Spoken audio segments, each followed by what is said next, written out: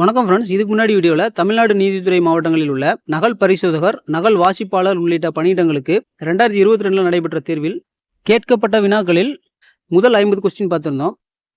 அதோட லிங்கை டிஸ்கிரிப்ஷனில் கொடுக்குறேன், பார்க்காதவங்க பார்த்துக்கோங்க. இந்த வீடியோவில் அடுத்த 50 கொஸ்டின் பார்க்கலாம். அதுக்கு முன்னாடி நம்ம சேனலை சப்ஸ்கிரைப் பண்ணாதவங்க மறக்காமல் சப்ஸ்கிரைப் பண்ணிக்கோங்க. அதோட பக்கத்தில் உள்ள பெல் ஐக்கான் பண்ணி கிளிக் பண்ணிக்கோங்க. அப்போ தான் நான் போகிற வீடியோ எடுத்துறது உங்களுக்கு வரும். வீடியோ ஸ்கிப் பண்ணாமல் முழுசாக பாருங்கள். வாங்க வீடியோக்குள்ளே போகலாம். 1. ஒரு நபர் மேசையை ஒரு இடத்திலிருந்து மற்றொரு இடத்திற்கு இழுப்பதற்கு டேஷ் பயன்படுத்துகிறார். விடை பார்த்தீங்கன்னா ஆப்ஷன் ஏ விசை. அடுத்து, இருசக்கர வாகனத்தில் சுருள்வில் அமைப்புகளும் அதிர்வு உறிஞ்சிகளும் பொருத்தப்பட்டிருக்கும், ஏனெனில் அவைகள். விடை பார்த்தீங்கன்னா ஆப்ஷன் பி சீரற்ற சாலைகளில் நகரும் போது ஏற்படும் அதிர்வுகளை குறைக்க உதவுகிறது. அடுத்து, தன் சுய ஒளியை வெளியிடும் பொருள் டேஷ் என அழைக்கப்படுகிறது. விடை பார்த்தீங்கன்னா ஆப்ஷன் சி ஒளிரும் பொருள். தன் சுய ஒளியை வெளியிடும் பொருள் ஒளிரும் பொருள் என அழைக்கப்படுகிறது. அடுத்து, கண் பாவையில் நுழையும் ஒளிக்கதிர்களின் அளவை கட்டுப்படுத்தும் கண்ணின் நிறமுடைய பகுதி டேஷ் என்று அழைக்கப்படுகிறது. விடை பார்த்தீங்கன்னா ஆப்ஷன் டி கருவிழி. அடுத்து, நட்சத்திரங்கள் போன்ற நீண்ட தூரத்தில் இருக்கும் பொருட்களை பார்க்க பயன்படும் கருவியின் பெயரை குறிப்பிடவும். விடை பார்த்தீங்கன்னா ஆப்ஷன் டி தொலைநோக்கி. அடுத்து, கீழ்கண்ட கூற்றுகளின் உண்மைத்தன்மையை கண்டறியவும். 1. ஒரு பொருளை சூடாக்கும் போது அதன் வெப்பநிலை குறைகிறது. 2. சூடாக்கும் போது பொருள் விரிவடைகிறது. இதில் விடை பார்த்தீங்கன்னா ஆப்ஷன் ஏ கூற்று 2 சரியானது மற்றும் கூற்று 1 தவறானது. அடுத்து, மேசை விசிறியை நீண்ட நேரம் பயன்படுத்தி அதை அணைத்த பின் மோட்டார் பெட்டியை தொடும்போது மோட்டார் பெட்டி சூடாக இருக்கும், ஏன்? விடை பார்த்தீங்கன்னா ஆப்ஷன் பி மின்னோட்டத்தின் வெப்ப விளைவின் காரணமாக. அடுத்து, நம் வீடுகளில் மின் உபயோகத்தை தீர்மானிக்க பயன்படுத்தப்படும் 2 காரணிகள். விடை பார்த்தீங்கன்னா ஆப்ஷன் சி மின்சாரத்தின் அளவு மற்றும் பயன்பாட்டின் நேரம். அடுத்து, அசல் ஒளி அலையின் டேஷ் காரணமாக எதிரொலி நிகழ்கிறது. விடை பார்த்தீங்கன்னா ஆப்ஷன் டி பிரதிபலிப்பு. அடுத்து, ஒரு கனிமத்திலிருந்து பெரிய அளவில் எளிதாகவும் அதிக செலவின்றி பிரித்தெடுக்கக்கூடிய உலோகம் டேஷ் எனப்படும். விடை பார்த்தீங்கன்னா ஆப்ஷன் ஏ தாது. அடுத்து, ரசக்கலவை என்பது டேஷுடன் உலோகம் சேர்ந்த கலவையாகும். விடை பார்த்தீங்கன்னா ஆப்ஷன் பி பாதரசம். ரசக்கலவை என்பது பாதரசத்துடன் உலோகம் சேர்ந்த கலவை ஆகும். அடுத்து, ஒரு கார் எரிபொருளை கொண்டு எவ்வாறு இயங்குகிறது. விடை பார்த்தீங்கன்னா ஆப்ஷன் சி எரிபொருள் எரிவதால். அடுத்து, மீனின் இதயத்தில் டேஷ் அறைகள் உள்ளன. விடை பார்த்தீங்கன்னா ஆப்ஷன் டி 2. மீனின் இதயத்தில் 2 அறைகள் உள்ளன.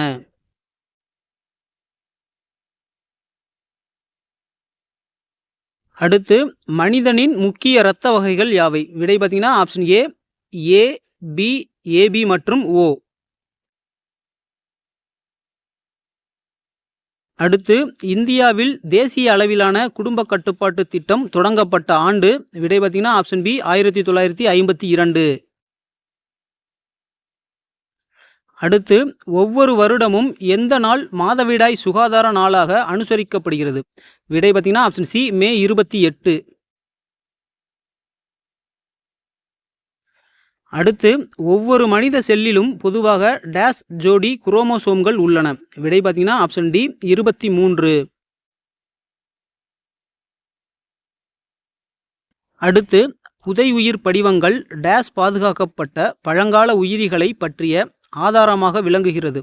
விடை பார்த்தீங்கன்னா ஆப்ஷன் ஏ இயற்கை செயல்முறைகளால்.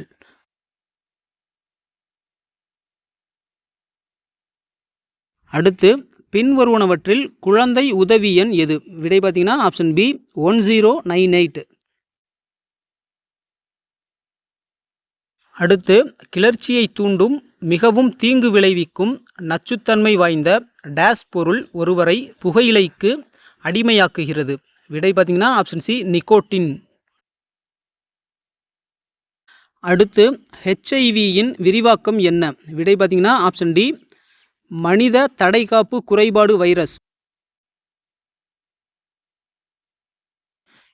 அடுத்து சூரிய மின்கலம் சூரிய ஒளியை நேரடியாக மின்சாரமாக மாற்றும் டேஸால் ஆனது. விடை பார்த்தீங்கன்னா ஆப்ஷன் ஏ சிலிக்கான். அடுத்து வழக்கமான கழிவுநீர் சுத்திகரிப்பு முறை கீழ்க்கண்ட படிநிலைகளில் கையாளப்படுகிறது. அதனை சரியாக வரிசைப்படுத்தவும். இதில் விடை பார்த்தீங்கன்னா ஆப்ஷன் பி வடிகட்டுதல், காற்றேற்றம், படிவு அகற்றுதல், நீர் மறுசுழற்சி. விடை பார்த்தீங்கன்னா ஆப்ஷன் பி.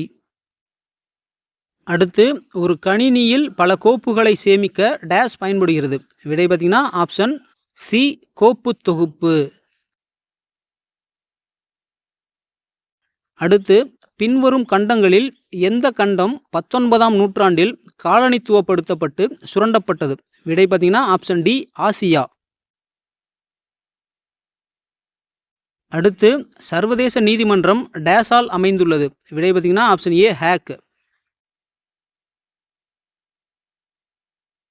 அடுத்து 1934ஆம் ஆண்டில் அடால்ஃப் ஹிட்லர் எந்த நாட்டின் ஜனாதிபதியானார்? விடை பார்த்தீங்கன்னா ஆப்ஷன் பி ஜெர்மனி.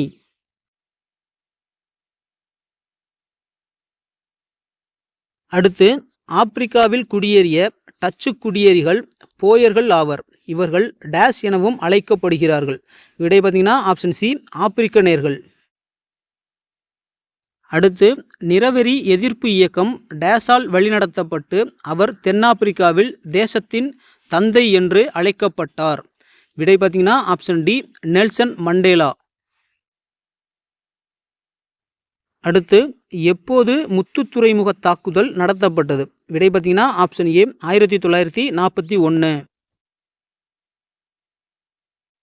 அடுத்து மனித உரிமைகளுக்கான உலகளாவிய பிரகடனம் ஜெர்மனியில் நடந்த டேஸ் பிறகு உருவாக்கப்பட்டது. விடை பார்த்தீங்கன்னா ஆப்ஷன் பி பேரழிவுக்கு பிறகு. அடுத்து பின்வருவனவற்றில் எது ஐக்கிய நாடுகள் சபையின் அங்கம் இல்லை? விடை பார்த்தீங்கன்னா ஆப்ஷன் சி சர்வதேச வணிக மேலாண்மை நிறுவனம். அடுத்து 1829ஆம் ஆண்டில் இந்தியாவில் உடன்கட்டை ஏறுதல் என்னும் பழக்கத்தை ஒழிப்பதில் முக்கிய பங்கு வகித்தவர் யார்? விடை பார்த்தீங்கன்னா ஆப்ஷன் டி ராஜா ராம் மோகன் ராய். அடுத்து திருவருட்பா என்பது டேஸ் எழுதிய பாடல்களின் தொகுப்பு. விடை பார்த்தீங்கன்னா ஆப்ஷன் ஏ ராமலிங்க அடிகள்.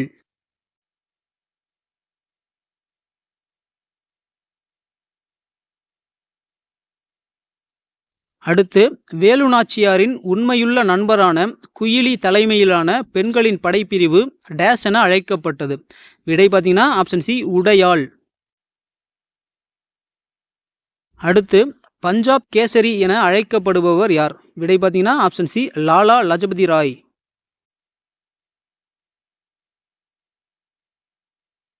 அடுத்து சுதேசி காலத்தில் வ.உ. சிதம்பரனார் சுதேசி கப்பல் நிறுவனத்தை தொடங்கிய இடம்? விடை பார்த்தீங்கன்னா ஆப்ஷன் ஏ தூத்துக்குடி.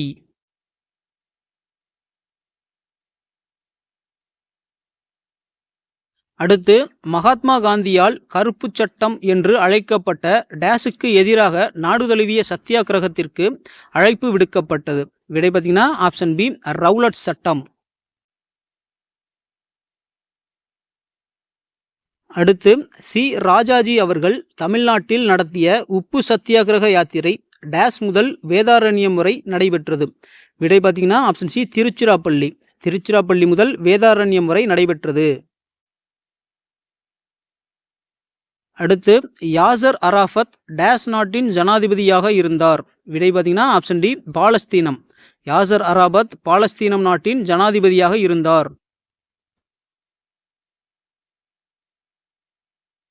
அடுத்து முதல் தமிழ் நாளிதழ் சுதேசி மித்திரன் டேஸ் என்பவரால் தொடங்கப்பட்டது. விடை பார்த்தீங்கன்னா option A G Subramania Iyer. அடுத்து கீழ்கண்டவர்களில் கொடிகாத்த குமரன் என்று போற்றப்படுபவர் யார்? விடை பார்த்தீங்கன்னா option B OKSR Kumaraswamy Mudaliar. அடுத்து தமிழ் இலக்கியத்தின் ஆரம்பகால உரையான திருக்குறள் வெளியிடப்பட்ட ஆண்டு? விடை பார்த்தீங்கன்னா ஆப்ஷன் சி 1812. அடுத்து தனித்தமிழ் இயக்கத்தின் நிறுவனர் யார்? விடை பார்த்தீங்கன்னா ஆப்ஷன் டி மறைமலை அடிகள்.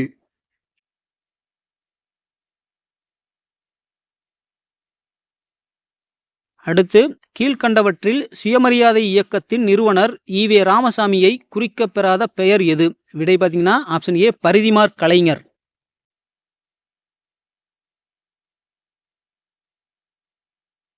அடுத்து தொழிலாளர்களின் வர்க்கத்தின் பிரச்சனைகளை தீர்க்க மா. சிங்காரவேலரால் வெளியிடப்பட்ட டேஸ் தொழிலாளன் ஆகும். விடை பார்த்தீங்கன்னா ஆப்ஷன் பி தமிழ் நாளிதழ். அடுத்து ஆனைமலை, ஏலக்காய் மலை மற்றும் பழனிமலை ஆகியவை சந்திக்கும் பகுதி டேஸ் எனப்படும். விடை பார்த்தீங்கன்னா ஆப்ஷன் சி ஆனைமுடி. அடுத்து இந்தியாவில் பின்வரும் எந்த மாநிலத்தில் அதிக எண்ணிக்கையில் எருமைகள் உள்ளன? விடை பார்த்தீங்கன்னா ஆப்ஷன் டி உத்தரப்பிரதேசம். அடுத்து அலுமினியம் எதிலிருந்து பிரித்தெடுக்கப்படுகிறது? விடை பார்த்தீங்கன்னா ஆப்ஷன் ஏ பாக்சைட். அடுத்து நீதிபதி திரு உதய் உமேஷ் லலித் அவர்கள் இந்தியாவின் டேஸ் தலைமை நீதிபதி ஆவார். விடை பார்த்தீங்கன்னா ஆப்ஷன் ஏ 49வது. ஓகே ஃப்ரெண்ட்ஸ், இது மாதிரியான வீடியோக்கள் தொடர்ந்து பார்க்க நம்ம சேனலை மறக்காமல் சப்ஸ்கிரைப் பண்ணுங்கள். வீடியோ பிடிச்சிருந்தா லைக் பண்ணுங்கள், கமெண்ட் பண்ணுங்கள், ஷேர் பண்ணுங்கள். தேங்க்ஸ் ஃபார் வாட்சிங்.